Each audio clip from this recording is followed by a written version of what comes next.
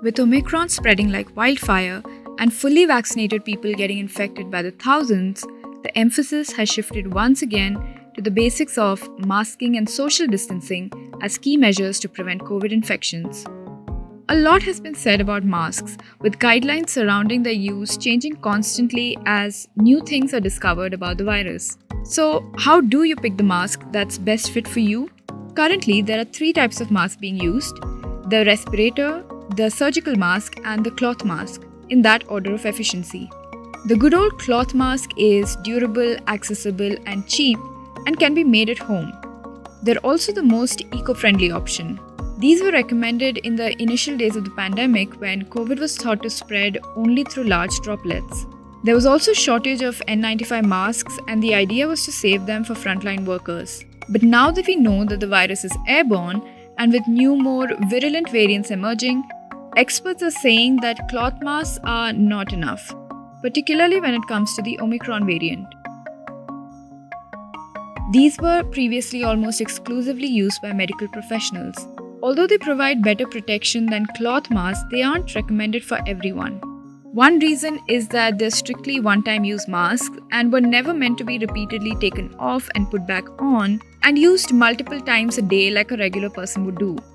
Secondly, though they're made from the same material as N95 masks, they're primarily designed to keep large particles from escaping and won't work well against tiny airborne particles.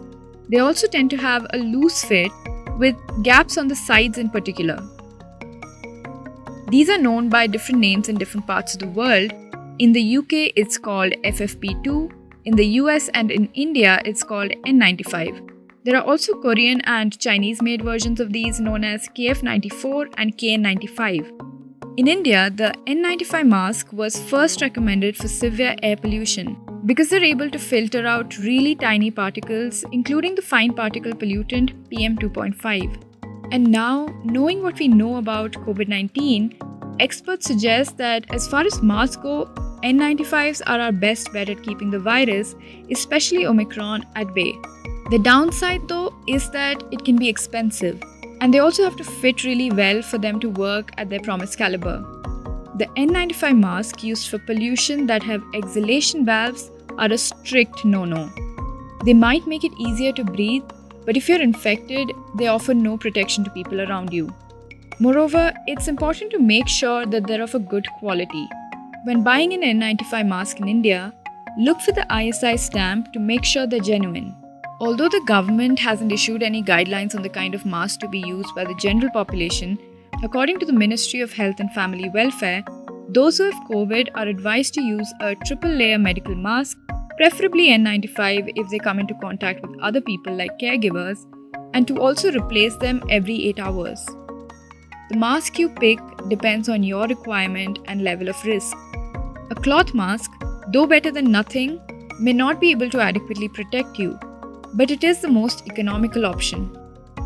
On the other hand, a well-fitted N95 mask provides the best protection, but they can be expensive and overused by the general public could lead to shortage for frontline workers. There is an out though. According to experts, N95 masks can be safely reused if there is a 5-day gap between using the same mask again.